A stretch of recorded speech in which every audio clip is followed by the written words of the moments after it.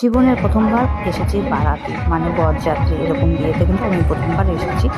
আর তারপরে আসার পরে বরের আগে তো আমরা এসে দাঁড়িয়েছিলাম, কারণ বরকে না সারাটা মনে করে জয়গাঁ থেকে ভুটান গেট অব্দি ঘোরালো, তারপরে নিয়ে আসবে বিয়ের পিড়ি।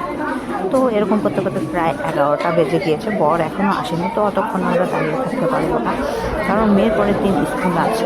আর বরকে ঘোরানোর কারণ মনে হচ্ছে কি, বউ বসলে যদি আর না ঘুরতে দেয়, তার জন্য মানে আগেই ঘুরাচ্ছে আত্মীয় স্বজনরা। আর এতটা ঘুরবই কোথার থেকে, মনে করো সবাই তো হেঁটে হেঁটে ঘুরবে, নাচানাচি করবে, আর আমার পায়ের মধ্যে ক্ষমতাও নেই নাচারও আর হাঁটারও। আমি নিয়ে পড়েছি এত বড় বড় হিল, তো হাঁটতেই পারবে না।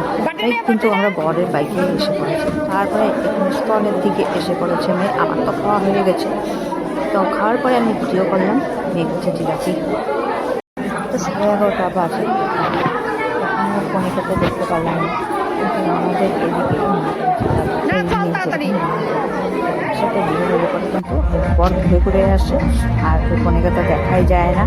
তারপরে গিফট যদি দেওয়ার হয়, হয়তো যাদের নিচে বসে থাকে তারা নাম লিখে নিয়ে নেয় গিফট।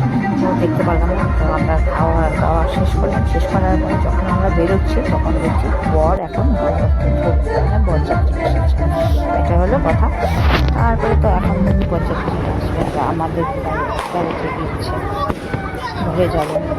বরের সাথে তো আর অতক্ষণ দাঁড়িয়ে থাকতে পারবো না, কারণ আমাদের খাওয়া দাওয়া তো সব হয়েই গিয়েছে। অতক্ষণ দাঁড়িয়ে আর কী করবো, থেকে নেক্সট ক্লাসে ঘরে চলে যাবো। এরকম বড় আর বাইক বের করতে পারছে না, এতটাই রাস্তা ভিড়। আগে তো রাস্তা ঠিক করছে, আর বড় বাইক বের করতে পারছে না, পুরো গাড়িতে ভর্তি ছিল। তো বর এক এক করে মানে যার যার বাইক ছিল একটু সরানোর চেষ্টা করছে, বরের বাইক করে বলে। এখন এসেছে আরাতে, মানে বরযাত্রী সবাই এসেছে, নাচানাচি হচ্ছে। বন্ধুরা, ব্লগটা আমি শেষ করলাম।